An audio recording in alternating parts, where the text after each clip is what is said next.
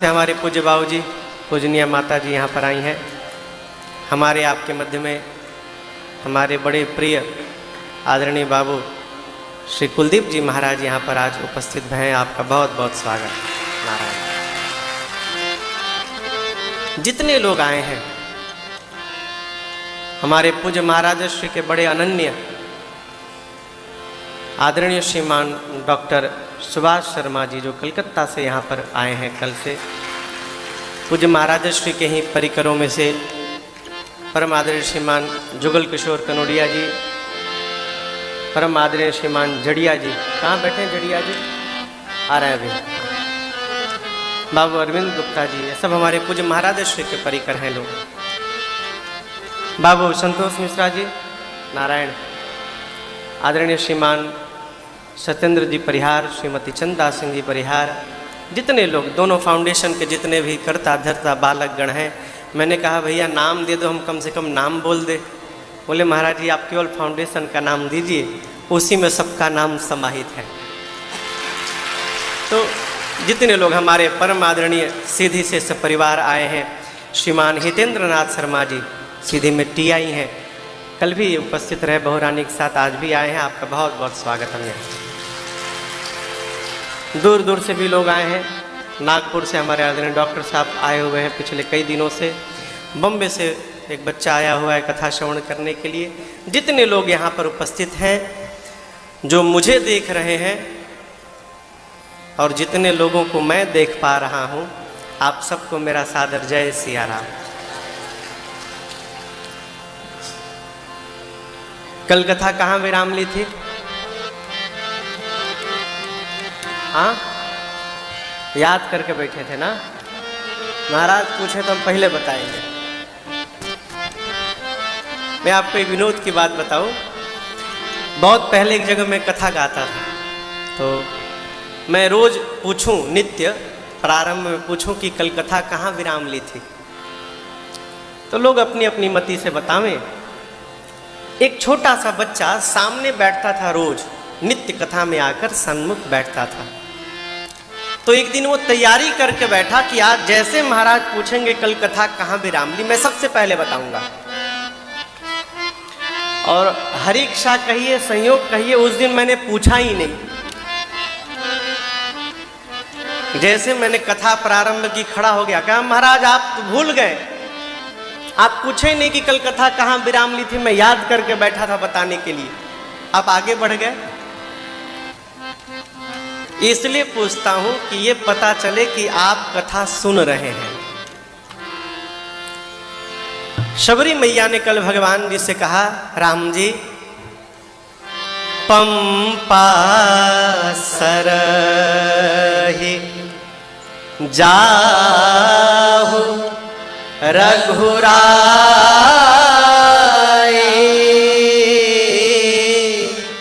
तहाँ होई सुग्रीव मिताई।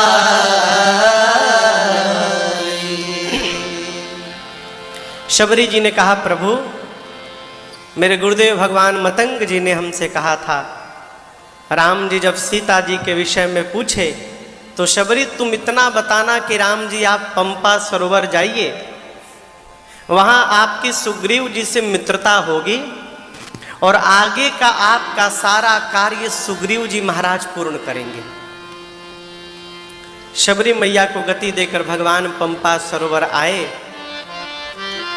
सुग्रीव जी महाराज तो नहीं आए, परंतु नारद जी महाराज चले आए।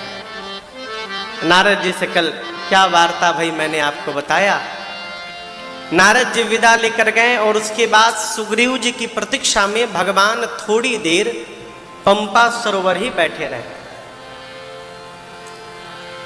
जब पंपा सरोवर पर सुग्रीव जी महाराज नहीं आए तो भगवान ने लक्ष्मण जी से कहा, भाई काम अपना है, भाई काम अपना है ना, वो नहीं आ रहा है तो हम ही पहुंच जाएं उसके पास।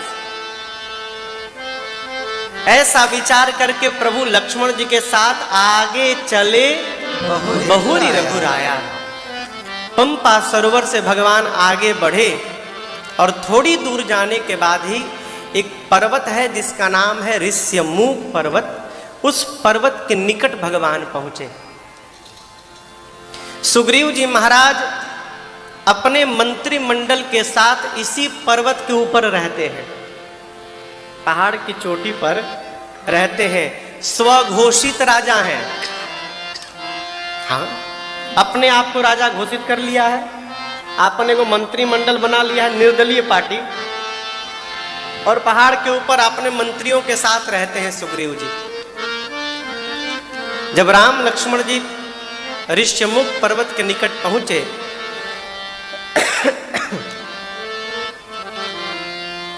सुग्रीव जी महाराज ने भगवान को आते देखा, हाथ में धनुष बाण, शरीर देखकर लगा कि कोई बहुत वीर पुरुष आ रहे हैं, भयभीत हो गए और तुरंत अविलंब सुग्रीव जी महाराज ने श्री हनुमान जी महाराज को याद किया। आज कथा में पहली बार श्री हनुमान जी महाराज का आगमन हो रहा है। अस्तु, आइए एक बार भाव और श्रद्धा के साथ थप्पड़ी बजाने को नहीं बोल रहे हैं, चिरौला नाथ सरकार तक पहुंचे आवाज। बोलिए हनुमान जी महाराज की जय। सुग्रीव जी ने हनुमान जी को बुलाया और बुलाकर कहा, हनुमान जी बटु का रूप धारण करके जाओ का बनाए हैं आप। ब्रह्मा विष्णु महेश में से कोई है क्या आप? तीन देवता में से, तीन में से नहीं है। नर नारायण है क्या? दो हैं, दो है क्या आप? दो भी नहीं है। तो कहीं आप पृथ्वी के भार का हरण करने वाले परब्रह्म तो मेरी आंखों के सामने नहीं आ गए। आप हैं कौन? तीन में से हैं कि दो में से हैं कि एक वाले हैं? किसने पूछा? हनुमान जी महाराज ने। भगवान के आगे माया का रूप बनाए हैं, नकली ब्राह्मण बने हैं। भगवान के आगे किसी की माया चलने वाली नहीं है। भगवान लक्ष्मण जी से बोले, लक्ष्मण ये तो हनुमानों है, वो चेहरा बदल के आए हैं। भगवान ने सोचा जब लड़का ही अपने आप को छिपा रहा है तो बाप को क्या पड़ी है अपना असली परिचय बताने के लिए। भगवान ने कहा, हे ब्राह्मण देवता, आप जौन जौन बताएं उनमें से हम कोई नहीं है। हम अयोध्या नरेश चक्रवर्ती सम्राट महाराज दशरथ के पुत्र हैं। नाम राम लक्ष्मण दो भाई। हम राम हैं, हमारे छोटे भाई लक्ष्मण हैं। मेरे साथ मेरी अर्धांगिनी वैदेही थी। वन में किसी निशाचर ने उनका हरण कर लिया, हम उन्हीं को ढूंढ रहे हैं। ब्राह्मण देवता, ये तो हमारी कथा थी, अब आप अपनी कथा हमको सुनाइए, आप कौन हैं? जैसे श्री हनुमान जी ने सुना नाम राम लक्ष्मण वैदेही, तुरंत हनुमान जी भगवान को पहचान गए और बाबा कहते हैं, ए जी प्रभु पहचानी परे गए चरना, प्रभु पहचानी परे गए चरना, सो सुख उमा जाए नहीं बरना, सुख उमा जाए नहीं बरना, हाँ सो सुख उमा जाए नहीं बरना। हनुमान जी महाराज तुरंत भगवान के चरणों में दंडवत करते हैं।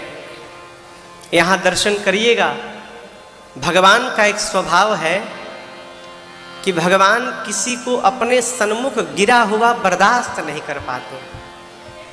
आप मानस पढ़िएगा, जैसे जब भी कोई भगवान को प्रणाम करता है प्रभु अविलंब उसे उठाते हैं, तुरंत उठाए करुणा पुंजा।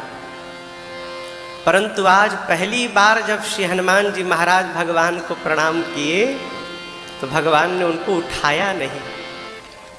थोड़ी देर हनुमान जी पड़े रहे और जब भगवान ने नहीं उठाया तो हनुमान जी स्वयं उठ गए, खड़े हो गए। कहे प्रभु मैं तो विषयी जीव हूं, आपकी माया में भटक रहा हूं प्रभु, मैं आपको भूल गया और आपसे आपका परिचय पूछ बैठा, लेकिन आप तो सब कुछ जानते हैं नाथ, आप अंतर्यामी होकर भी मनुष्य की भांति मुझसे मेरा परिचय पूछ रहे हैं। आपको नहीं पता कि ये सामने आपके कौन बैठा हुआ है। प्रभु यदि सेवक को उसका स्वामी भूल जाए नाथ, पुत्र को यदि उसकी माँ भूल जाए तो प्रभु संसार में कहाँ ठिकाना मिलेगा। इतना कह के हनुमान जी फिर भगवान के चरणों में गिर पड़े दोबारा, लेकिन दोबारा भी भगवान ने हनुमान जी को उठाया नहीं है। श्री हनुमान जी सोचने लगे आखिर भगवान मुझे उठा क्यों नहीं रहे।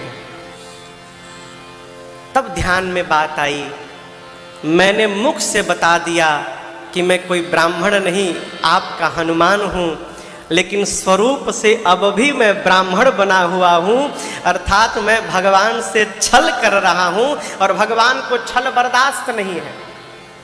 जैसे मन में भाव आया श्री हनुमान जी अपने असल स्वरूप में वापस लौटे और जैसे हनुमान जी अपने रूप में आए, ए जिता बरा घुपाती उठाई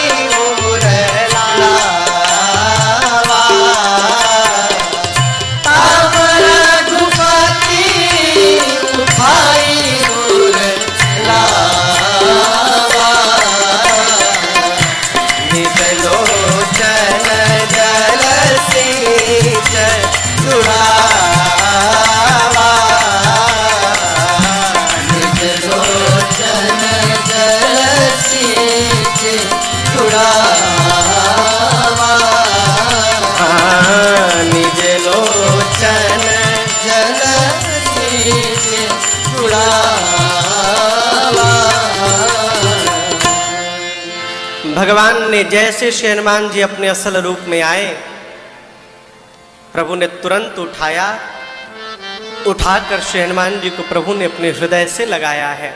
बहुत लाड़ लड़ाया भगवान ने।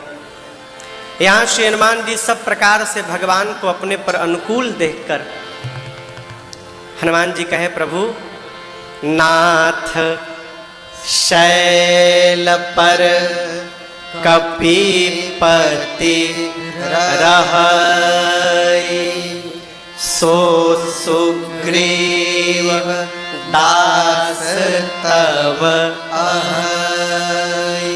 देखिए हनुमान जी ने यहां दो बात बताई। प्रभु इस पर्वत पर कपियों के राजा सुग्रीव जी रहते हैं और वो सुग्रीव जी आपके दास हैं। ये दोनों झूठ है, हाँ दोनों झूठ है। कपियों के राजा सुग्रीव जी नहीं है, कपियों का राजा बाली है। और सुग्रीव जी महाराज भगवान के कोनो दास वास नहीं है, वो तो भगवान को शत्रु मान बैठे थे। तो हनुमान जी महाराज ये क्यों बोल रहे हैं? गुरु दक्षिणा देनी है।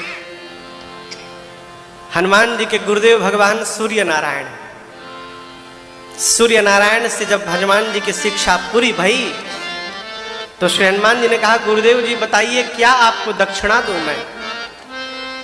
तब सूर्य नारायण ने कहा, हनुमान जी सुग्रीव मेरे अंश से अवतार लिए हैं, मेरी यही दक्षिणा है कि किसी भी प्रकार आप भगवान को सुग्रीव के पास ले जाकर और सुग्रीव का कल्याण करा दीजिएगा, यही मेरी आपसे गुरु दक्षिणा है।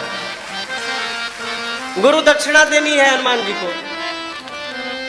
हनुमान जी सोचे तनिक झूठ भी बोल देने से 2% यदि किसी जीव का कल्याण हो जा रहा है तो उस झूठ का जीवन में दोष लगने वाला नहीं है। देखिए किसी किसी स्थान पर झूठ का पाप नहीं लगता।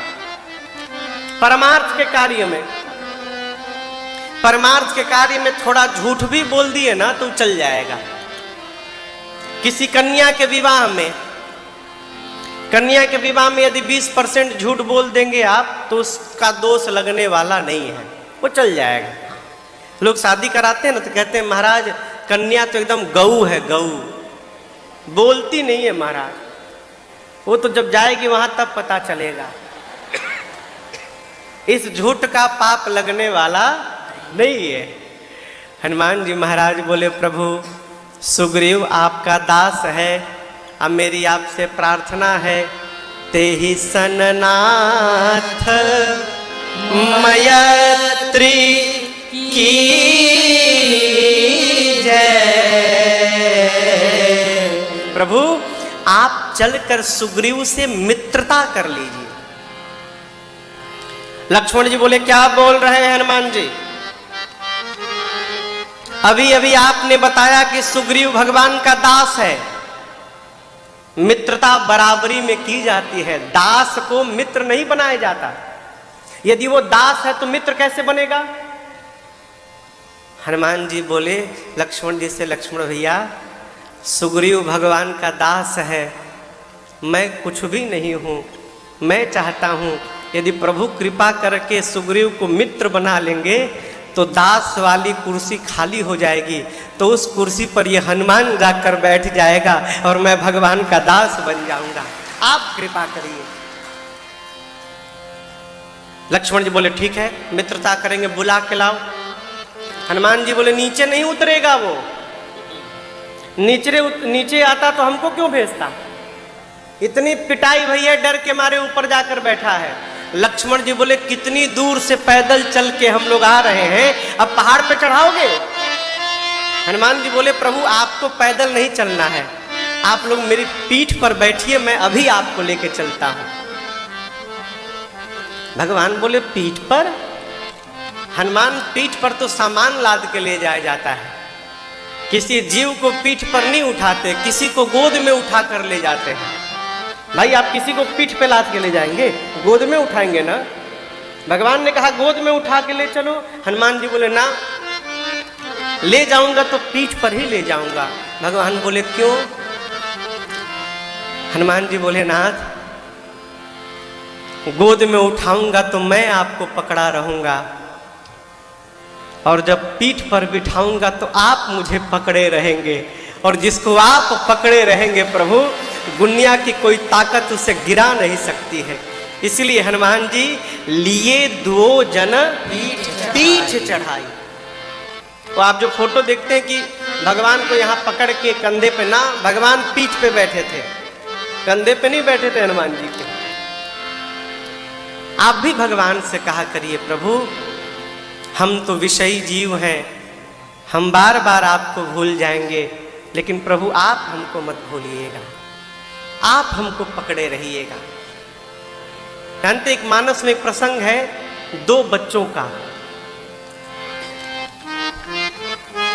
एक बानर का बच्चा और एक बिलारी का बच्चा है, बिलरिया का।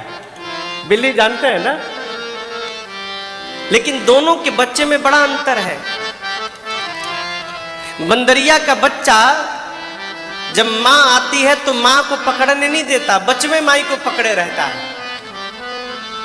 बंदरिया अपने बच्चे को नहीं पकड़ती, उसका बच्चा ही अपने माई को पकड़े रहता है।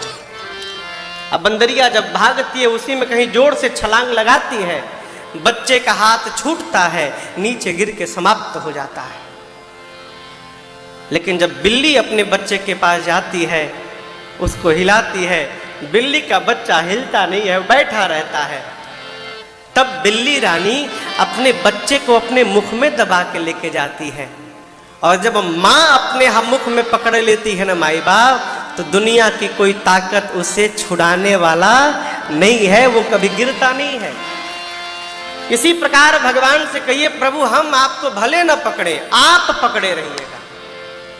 हमारे श्रीधाम अयोध्या में कनक भवन सरकार है, जब वहाँ सायंकाल आरती होती है नित्य, तो आरती के बाद जो भगत जगत वहाँ रहते हैं वो कनक भवन सरकार से प्रार्थना करते हैं, नाथ अरे अवध सैया मोरे छोड़ो न भैया, अवध सैया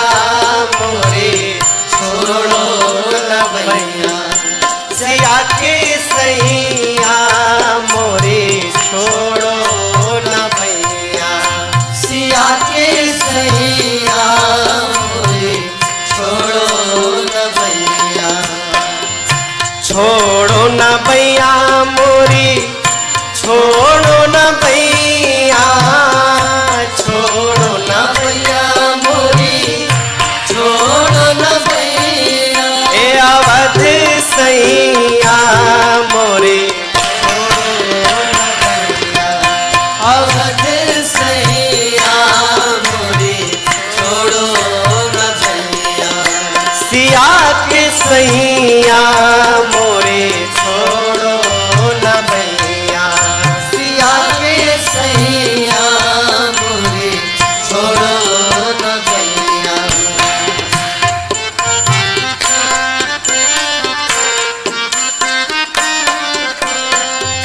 भवसागर में बही जात है, भवसागर में बही जात है। भवसागर में बही जात है। भवसागर में बही जात है। अब तो नाथ, अब तो नाथ, अरे धरो बहिया मोरी छोड़ो न भैया। अवध सैया मोरे छोड़ो न भैया। सिया के सैया मोरी छोड़ो न भैया।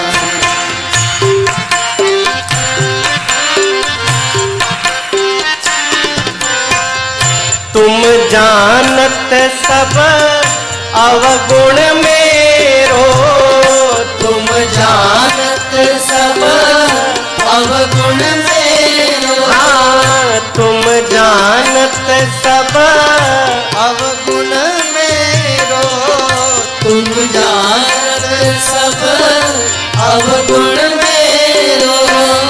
तुमसे नाथ, तुमसे नाथ, छिपो नैया मोरे अवध सैया मोरे छोड़ो न भैया। और सनात होके मरूंगा। चला बाली, सुग्रीव ललकारा है, बाली गया और केवल एक मुष्टिका का प्रहार किया। बाली ने सुग्रीव के सिर पे एक मुष्टिका, एक ही मुष्टिका पाया, सुग्रीव भाग लिया, लड़ा नहीं, एक मुक्का खाया, भाग गया। जाकर भगवान से कहा, प्रभु मरवाने के लिए भेजे थे, मैंने बताया था ना, बंधु न होई मोर यह काला। अभी 2 मिनट पहले बोल रहा था कि मेरा हितैषी है, एक मुक्का खाया तो कहने लगा कि प्रभु मेरा काल है। भाई नहीं, मेरा काल है, क्यों नहीं मारा उसको आपने? भगवान ने कहा, देखो तुम दोनों एक जैसे हो, मुझे पता ही नहीं चला कि कौन सुग्रीव है और कौन बाली है। तो सुग्रीव बोले, फिर तो बहुत बढ़िया किया प्रभु, बाण नहीं चलाया, कहीं उसी के भ्रम में मुझे लग जाता तो। लेकिन प्रभु बहुत जोर से मारा है हमको। भगवान बोले, घबराओ मत, अब की बार प्रभु ने अपने गले की माला निकालकर सुग्रीव को पहनाई। क्यों? जिसके गले में माला है उसको नहीं मारना है, सुग्रीव है ये। शरीर स्पर्श करके वज्रवत बनाया और फिर से भेजा। पठवा पुनि बल दे विशाला। गया सुग्रीव, बाली के साथ लड़ा। बाली सुग्रीव को उठाकर पटक दिया, अब पटक कर उसके ऊपर सीने पर चढ़कर बैठ गया। भगवान ने भेजा, उसके बाद भी बाली सुग्रीव को कैसे पटक दिया? यहां जब भगवान ने सुग्रीव को भेजा ना, तो कहा कि अब तुमको केवल जाना है, अब तुम्हारे साथ मैं अपना बल देकर भेज रहा हूं, तुमको कुछ करना नहीं है सुग्रीव, तुम केवल जाना, जो कुछ करेगा मेरा बल करेगा। लेकिन स्वभाव कहां बदलने वाला है हो। सुग्रीव गया और जाके छल करने लगा। बहु छल बल सुग्रीव करी, हियहारा भय मान। सुग्रीव भगवान का बल लेकर गया, लेकिन स्वभावतः छल कर बैठा। जब सुग्रीव छल करने लगा तो भगवान बोले, आदत से मानेगा नहीं है। तो भगवान ने अपने बल को वापस बुला लिया, तू आ जा, उसको करने दो। क्यों? जहां छल है वहां भगवान कैसे रहेंगे? सुग्रीव छल प्रारंभ किया, भगवान ने बल को वापस बुलाया, भगवान का बल गया। इधर बाली सुग्रीव को उठा के पटक कर बैठ गया। सीने पर बैठ गया सुग्रीव के। बाली ने भुजाओं को जोड़ा, ऊपर मुष्टिका उठाया। अब सुग्रीव को मारने वाला है बाली। बाली समझ गया कि अब मेरी मृत्यु निकट आ गई, और उसी समय उसने आत्मसमर्पण कर दिया। प्रभु मैं तो लड़ भया नाथ, अब आप मुझे बचा सकते हैं तो आप बचा लीजिए। उसी समय मारा बाली राम तब हृदय माझ सर थान। बाली के हृदय में निशाना लगाकर भगवान ने बाण छोड़ा। बाली गिर गया वहां पर। भगवान गए, भगवान की भावें चढ़ी हैं। क्रोध में भगवान हाथ में धनुष बाण लिए बाली के पास गए। बाली को बाण लगा है। भगवान के चरणों को देखकर जीवन सफल माना। हृदय में तो प्रेम है, परंतु मुख से कठोर वचन कहता है। राम तुम धर्म की रक्षा के लिए अवतार लिए हो ना, धर्म की मर्यादा बचाने के लिए आए हो। सुग्रीव की बात तुमने सुन ली, पक्ष की बात सुन ली, अब विपक्ष की एक भी बात नहीं सुनी। मेरी सुने बिना निर्णय सुना दिए और मुझे मार दिए। इस प्रकार मुझे मारकर कहिए आपने कौन से धर्म की रक्षा की है? मैं बैरी हो गया और मेरा भाई सुग्रीव आपका प्यारा हो गया। मेरे किस अपराध के कारण आपने मुझे मारा बताइए। भगवान ने कहा बाली, छोटे भाई की पत्नी, बहन, बेटे की पत्नी और अपनी बेटी, ये चारों एक समान होती हैं। इन चारों पर कुदृष्टि डालने वाले की हत्या करने में कोई प्रभु। भगवान ने देखा ये तो मेरी ही बात में मुझे फंसा रहा है। भगवान मुस्कुराए, कहे बाली घबराओ मत, मैं तुमको प्राण बचाता हूं, अमर करता हूं, प्राण को रोक कर बैठो।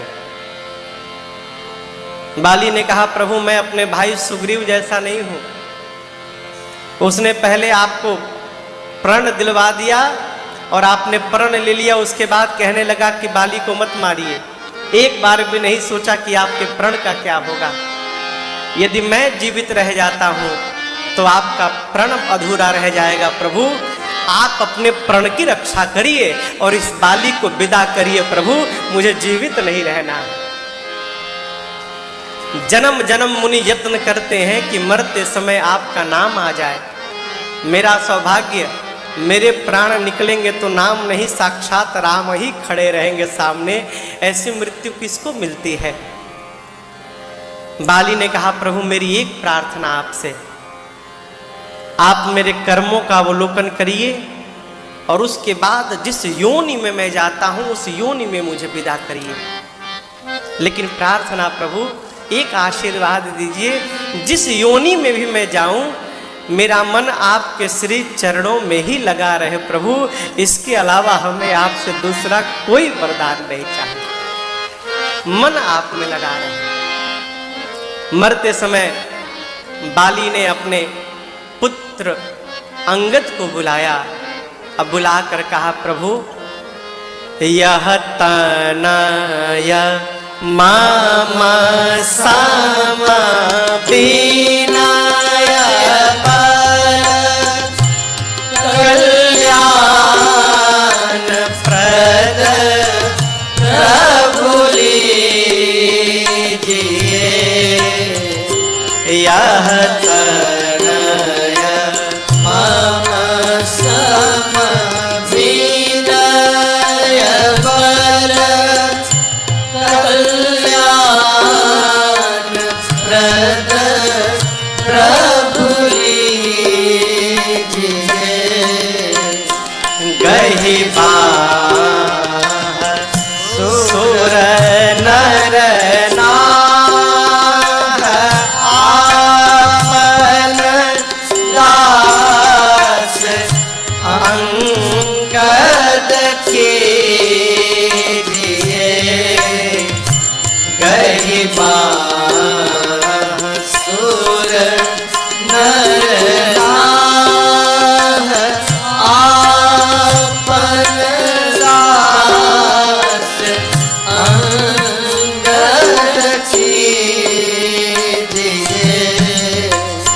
गही बाह सुर नर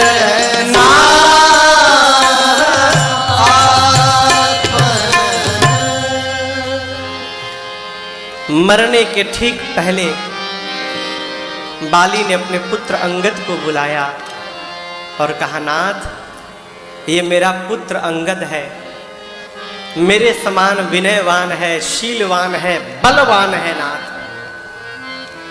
मैंने सुना है कि आपके शरण में जो आता है प्रभु आप उसका कल्याण करते हैं।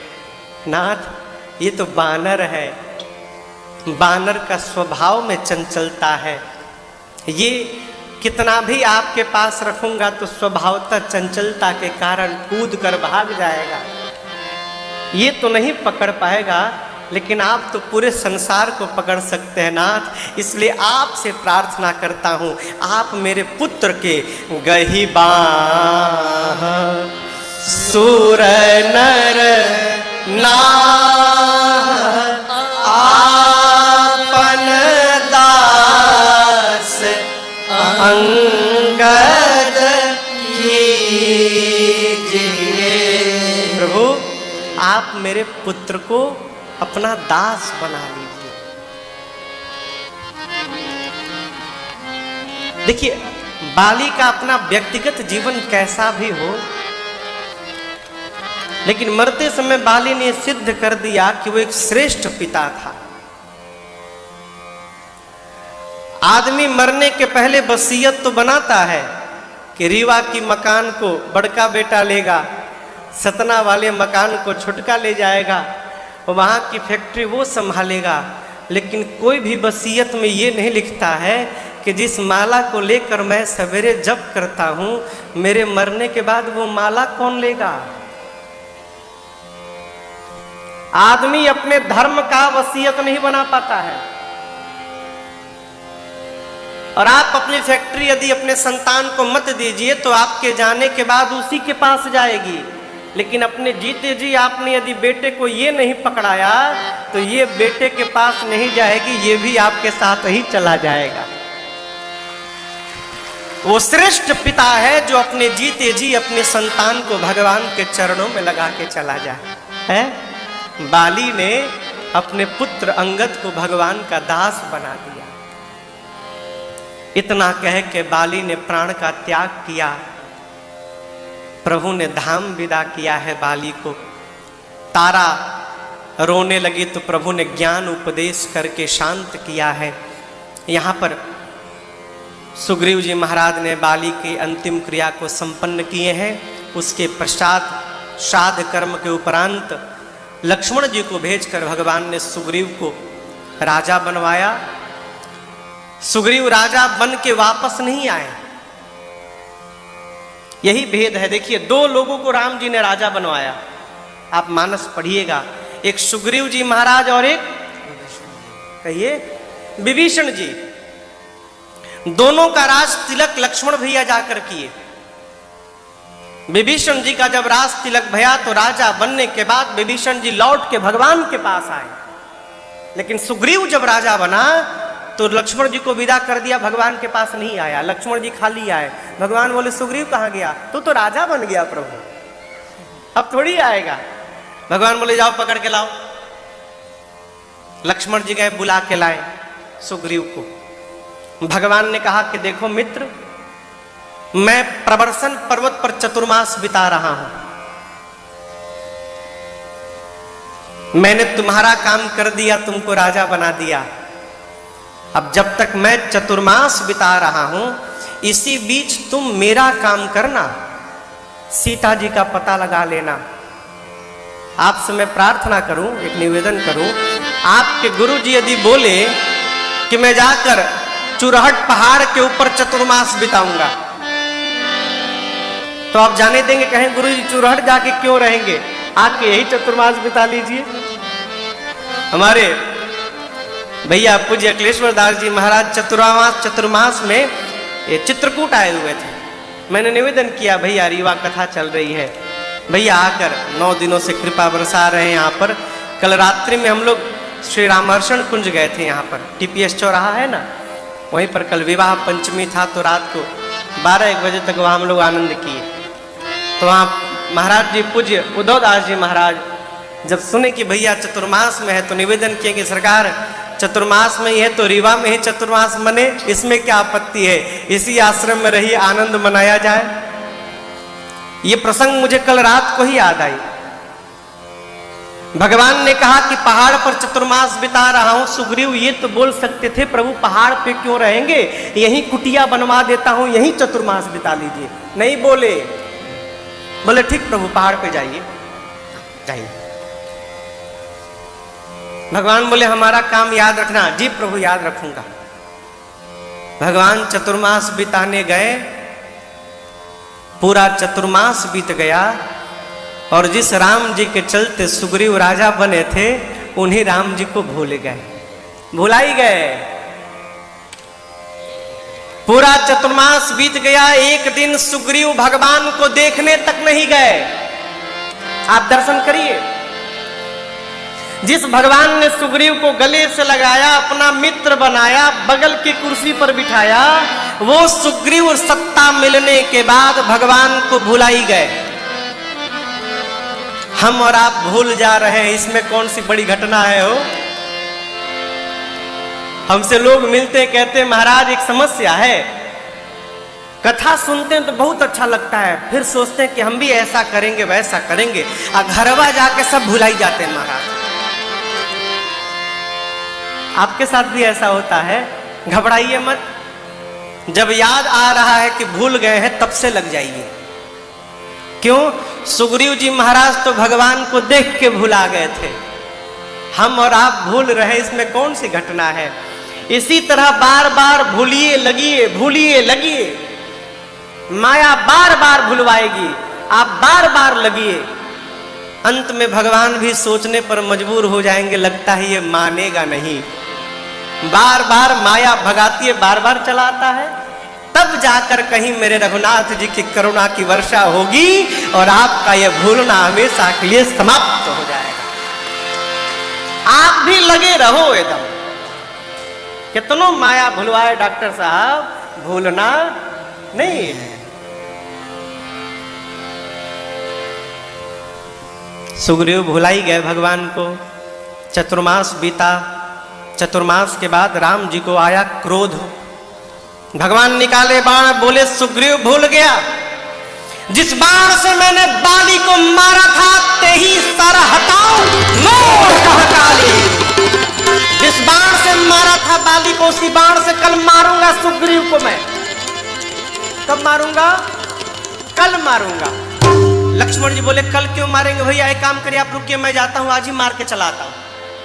आप रुकिए। यहां भगवान एक सूत्र देते हैं, कल क्यों मारूंगा। भगवान कहते हैं किसी से मारपीट झगड़ा करना हो ना, तो उसको कल पे टालिए। किसी पे बहुत गुस्सा आवे, फोन करिए, ध्यान रखना कल सोमवार सुबह 10 बजे आकर तुमको 2 मुक्का मारूंगा। क्यों? हो सकता है सोमवार आते आते आपका क्रोध शांत हो जाए और आप झगड़े से बच जाए। हो सकता है आपकी मति परिवर्तित हो जाए। और इसी के विपरीत कोई सत्कर्म करना हो, बढ़िया काम करना हो ना, तो उसको कल पे मत टालिए माई बाप। उसको जितना शीघ्र हो उतना शीघ्र करिए, तुरंत कर दीजिए। क्यों महाराज? न जाने कब नोट बंद हो जाए। आप जमा कियो, कब सरकार बंद कर दे, चलबे ना करी, तो रख क्या करेंगे? तुरंत करिए।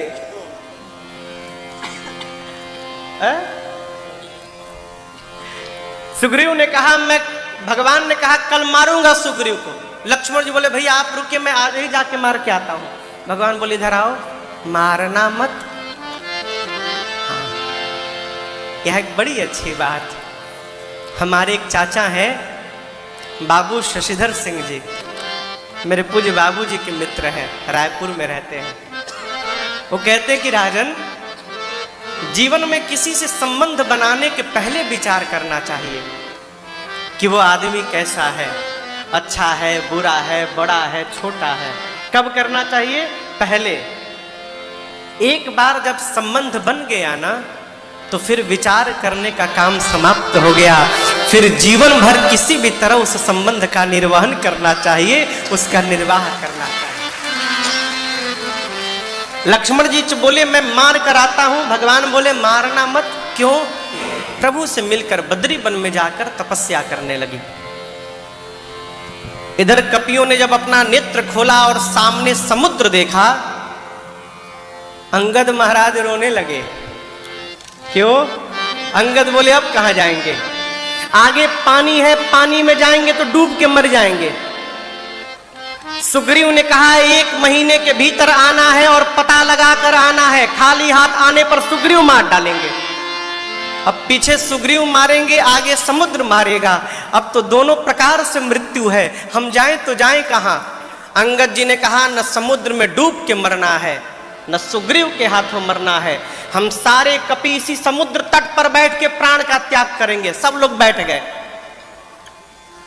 जामवन जी समझाने लगे अंगद जी को, अंगद जी आप चिंता मत करिए, राम जी ब्रह्म है, भगवान है, भगवान अपना कार्य स्वयं करेंगे। अंगद जी हम और आप तो निमित्त मात्र हैं, आप चिंता मत करिए। अभी जामवन जी समझा ही रहे थे कि वहीं ऊपर एक कंदरा में जटायु जी महाराज के भाई है संपाति जी बैठे थे। संपाति जी के दोनों पंख जल चुके हैं, इसलिए उड़ नहीं पाते हैं। उड़ नहीं पाते हैं तो कहीं जा नहीं पाते हैं, और कहीं जा नहीं पाते इसलिए कई दिनों से भूखे हैं। कपियों की आवाज कान में गई, गुफा से बाहर निकले, नीचे इतने कपि दिखाई पड़े। बोले धन्यवाद ब्रह्मा जी, इतने सारे कपियों को भेज दिया, आज सबको खाकर अपनी क्षुधा समाप्त कर लूंगा, मैं सबको खा जाऊंगा। अंगद सुने तो कहे धन्यवाद प्रभु, अभी अभी हम लोगों ने मरने की प्लानिंग की, तब तक आपने मारने की व्यवस्था बना दी, ये खाने आ गए। एक ये गिद्ध है और एक जटायु जी गिद्ध थे जिन्होंने राम कार्य में प्राण की आहुति दे डाली। संपाति सुने जटायु राम कार्य में। संपाति जी ने कपियों से कहा निर्भय हो जाओ, जटायु मेरे भाई थे, क्या हुआ मेरे भाई को? जामवंत जी ने पूरी कथा सुनाई। कपियों के साथ संपाति समुद्र तट पर गए, अपने भाई को तिलांजलि दिया और बताने लगे मैं और जटायु दोनों भाई, एक बार दोनों भाई सूर्य पर धावा बोल दिए, सूर्य की ओर बढ़ने लगे। जब सूर्य की तेज किरणों से पंख जलने लगा तो मेरा भाई जटायु तो नीचे आ गया, मैं अभिमान के कारण और निकट गया, मेरे दोनों पंख जल गए, मैं धरती पर गिर पड़ा। तब एक चंद्रमा नाम के मुनि ने आकर मुझसे कहा संपाति, त्रेता युग में राम जी के दूत जब जानकी जी का अन्वेषण करने चलेंगे, उन दूतों के दर्शन मात्र से आपके शरीर में नवीन पंख आ जाएंगे। इतना कहना था कि संपाति के शरीर में नवीन पंख आ गया, ऐ पंख फुला के लगे नाचने। संपाति वहीं पर पंख मिला लगे नाचने। जामन जी बोले आपका काम हो गया ना, अब आप तनिक हम लोगों का काम करिए। पता चला है गिद्ध बहुत दूर तक देखते हैं, कहीं सीता जी दिख रही हैं। संपाति एक शिला पर चढ़े लगे देखने, बोले मिल गई। मैं देखा हूं तुम नाही, गिद्धहि दृष्टि अपार। संपाति जी बोले मैं देख रहा हूं समुद्र में 100 योजन दूर त्रिकूट पर्वत पर, वो देखिए, वो लंका में अशोक वाटिका के नीचे वो सीता जी बैठी है अशोक वृक्ष के नीचे, वहीं सीता जी मिल गई। जामवंती सुने, कपि सुने, सब नाचने लगे, पता मिल गया, बहुत सुंदर। और सहायता करिए। संपाति जी बोले और नहीं करूंगा। क्यों? बूढ़ भयऊं नत करते कछुक सहाय तुम्हारा। संपाति जी बोले बूढ़ा हो गया हूं और सहायता नहीं कर सकता, हाँ एक सहायता कर सकता हूं। आप लोगों में से कौन वहां जाएगा ये बता सकता हूं। जामुन जी बोले कौन जाएगा? संपाति जी बोले एक छलांग लगाकर। कितना लगी मोही परिखे हो तुम भाई, कंद मूल फल खाए। कब लगी मोही परखे हो तुम भाई, सही दुख कंद मूल फल खाए। जामवंत जी की बात श्री हनुमान जी को बहुत अच्छी लगी और हनुमान जी कपियों से कहते हैं कि जब तक मैं सीता जी का पता लगा कर वापस ना आ जाऊं, आप लोग यहाँ से जाइएगा मत, यहीं रुकिए। आप लोग यहाँ से जाइएगा मत, यहीं रुकिए। कब तक? जब तक पता लगा कर ना आ जाऊं। क्यों रोका? ये भी कहते हैं कि आपको यहाँ रहने में कष्ट होगा, मुझे पता है, लेकिन कष्ट सहिएगा, जाइएगा मत। क्यों रोका? श्री हनुमान जी सोचने लगे, यदि ये सारे कपि पहुंच जाएं राम जी के पास और पीछे से मैं पता लगा कर जाऊं, तो कहा जाएगा कि हनुमान ने पता लगाया है। और यदि मैं पता लगा कर आ जाऊं और सभी कपियों को साथ में लेकर जाऊंगा, तो कहा जाएगा कि सभी लोगों ने मिलकर के पता लगाया है। भगवान का भक्त कभी भी उपलब्धि को अपने पास नहीं रख सकता। जो वास्तव में भगवान का भक्त होगा माई बाप, वो अपनी उपलब्धि को अपनों में बांट देता है। हम कथा गा रहे हैं तो केवल हम नहीं गा रहे हैं, ये लोग वैसा बजा रहे हैं इसलिए गा रहे हैं। अगर ये लोग ठीक से ना बजावे तो कैसे कथा होगी? हम गावे कहरवा ही बजावे दादरा, फिर तो हो गई राम कथा। क्या हो? उपलब्धि को बांट। और देवताओं ने मुझे ही भोजन बना के परोस दिया। हनुमान जी बोले, माई थोड़ी देर रुक जाओ, बहुत जरूरी काम से जा रहा हूं, सीता मैया की सूचना प्रभु को दे दूंगा, उसके बाद अपने आप तुम्हारे मुख में प्रवेश कर दूंगा। कवन जतन दे नहीं जाना। सुरसा बोलिए, संभव नहीं जाने दूंगी, बहाना बना रहे हो तुम। हनुमान जी बोले, जब इतने भूख लगी है तो चलो मुंह खोलो, खा लो, मुंह खोलो। सुरसा ने मुंह खोला, कितना बड़ा? 1 योजन का। कितना? 1 योजन का। 1 योजन यानी 12 किलोमीटर लंबा। हनुमान जी 2 योजन के बन गए, 2 योजन 24 किलोमीटर शुरू भया। बाबा कहते हैं, जो जन भरते ही बदन पसारा, योजन भरते ही बदन पसारा, कपितन कीन्ह दुगुन बेसारा, कीन्ह दुगुन बेसारा, 16 योजन मुक्ते थयो, 16 योजन मुक्ते हनुमान जी थयो, तुरत पवन सुत 32 भयो, तुरत पवन सुत 32 भयो, जस जस सुरसा बदन बढ़ावा, जस जस सुरसा बदन बढ़ावा, तासु दून कपि रूप दिखावा, तासु दून कपि रूप दिखावा, सत योजन तेहि आनन केहा, सत योजन तेहि आनन केहा, अति लघु रूप पवन सुत लेना, अति लघु रूप पवन सुत लेना, अति लघु रूप पवन सुत लेना। सुरसा 1 योजन के, हनुमान जी 2 योजन, सुरसा 4 हनुमान जी 8, सुरसा 16 हनुमान जी 32, सुरसा 50 हनुमान जी 100। सुरसा ने 100 योजन का मुख खोला। सत जो जनत ही आनंद कीन्हा, आनंद समझते हैं, आनंद मन मुख।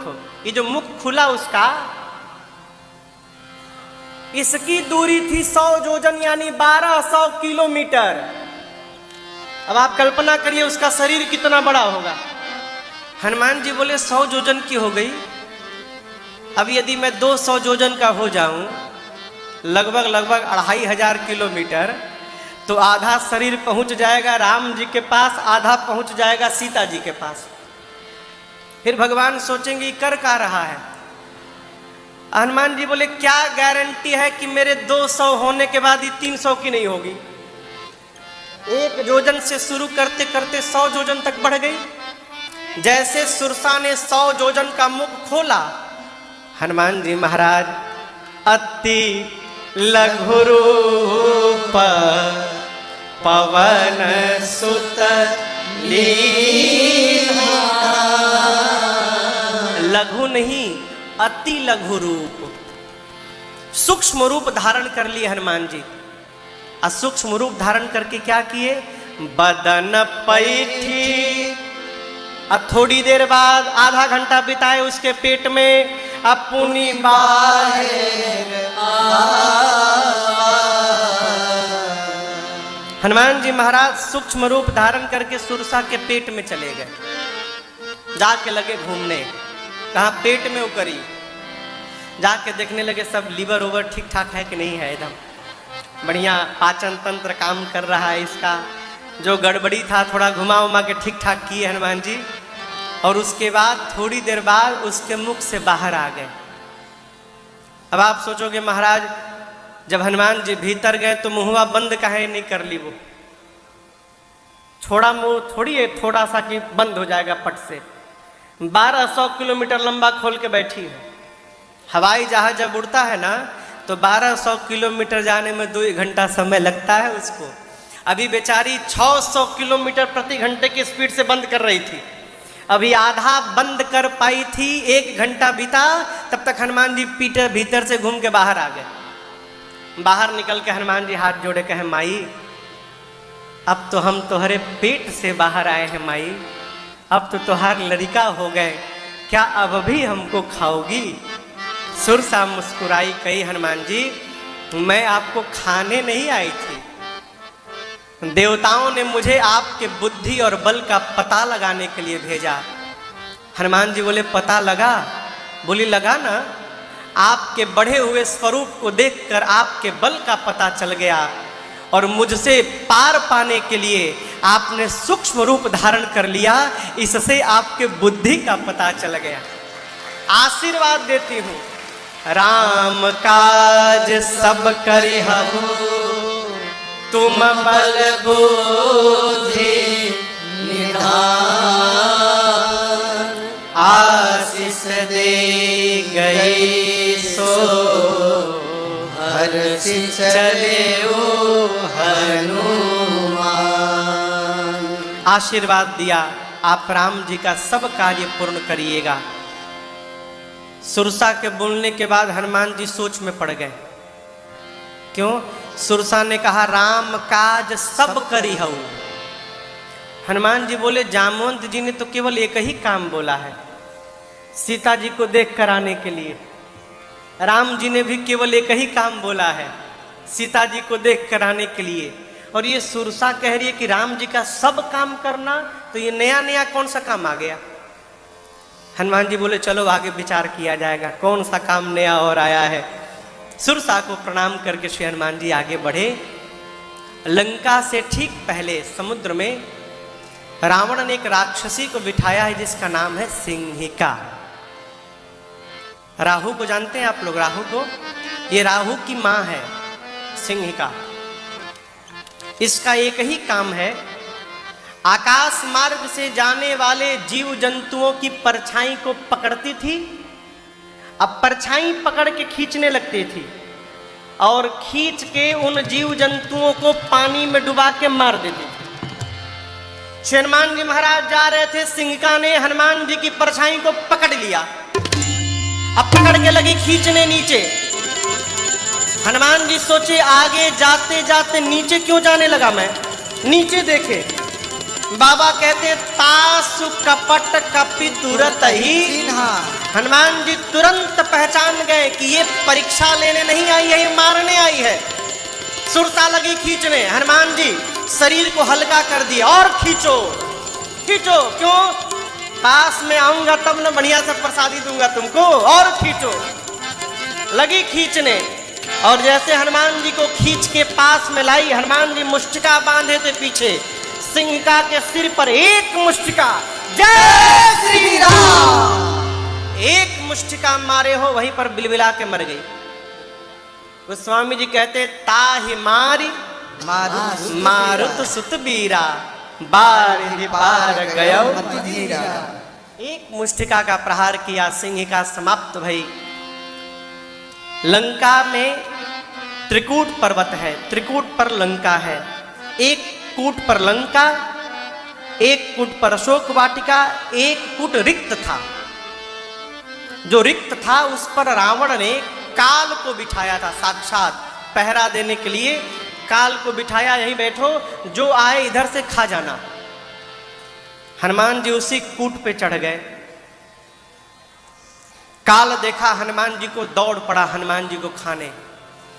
हनुमान जी काल को आते देखे, काल को पकड़े और अपने गाल में दबा लिए। अब मुख में दबा के काल को लगे हनुमान जी दांत किटकिटाने। शंकर भगवान मां पार्वती को कथा सुना रहे हैं। मां ने कहा प्रभु आप क्या बोल रहे हैं? हनुमान जी ने काल को गाल में दबा लिया।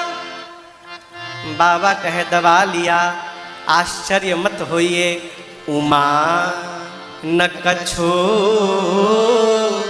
कपि कै अधिकाई,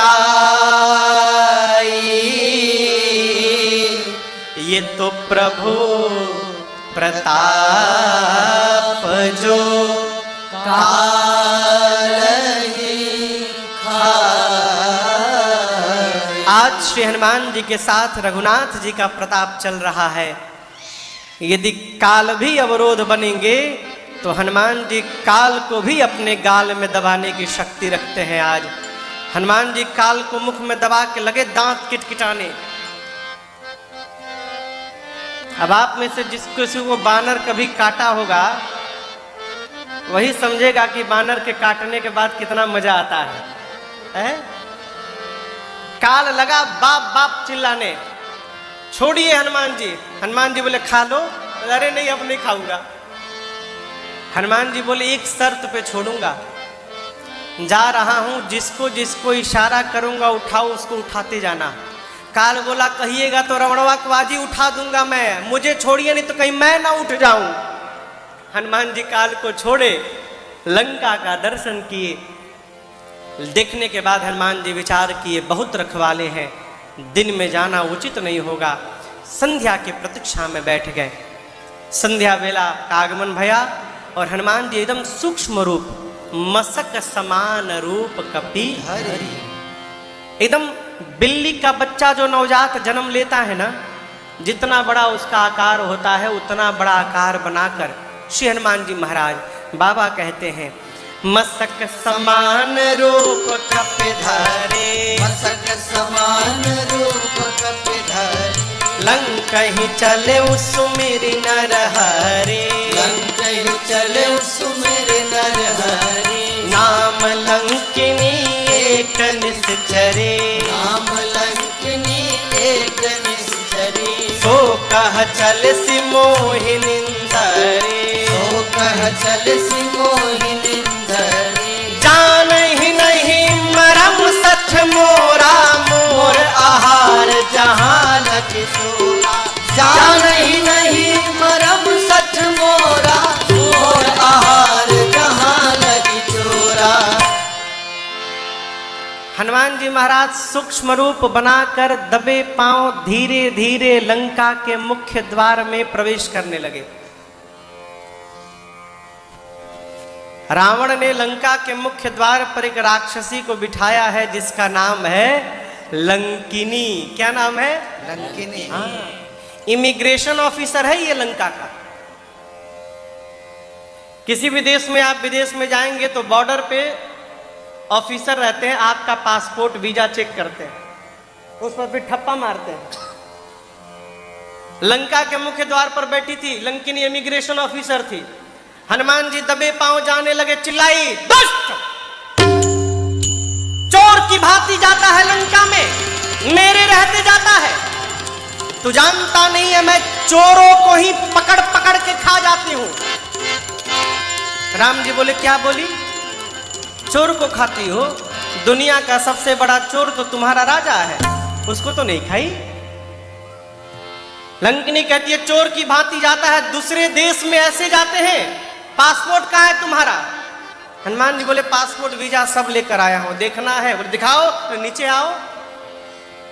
लंकिनी झुकी, हनुमान जी मुष्टिका बांध कर बैठे थे और लंकिनी के खोपड़ी पर एक मुष्टिका, मुठिका एक महा जय श्री राम, एक मुष्टिका का प्रहार किया। रुधिर बमत धरनी धर्मनी खून की उल्टी करके फेंका गई, बहुत दूर तक गई। हनुमान जी दौड़ कर गए, जाके उसको पकड़े, बोले पासपोर्ट सही था ना मेरा? पासपोर्ट वीजा सब सही था? लंकिनी हाथ जोड़कर बैठ गई, बोली हनुमान जी मैं बहुत भाग्यशाली हूं। हनुमान जी बोले मुक्का पड़ा तब पता चला, पहले बता देती तो ये प्रसाद न देता मैं। बोली नहीं नहीं, यही तो पहचान पत्र था। ब्रह्मा जी ने जिस समय रावण को वरदान दिया था, उस समय मैं भी